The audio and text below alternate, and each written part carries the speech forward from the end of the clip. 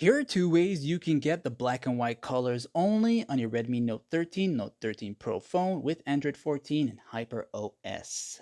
Let's go. So go into the quick panel access, tap on the settings icon right here. Then from here, the first place you want to go is into the display section. So once you go to display and brightness, you'll go down into reading mode. And as you turn on the reading mode, you will have the different options, okay? You can also find reading mode around here as a quick access. So when you're here, as it's turned on, go into classic, you'll see the colors and you can switch it over to the black and white colors to get this right here.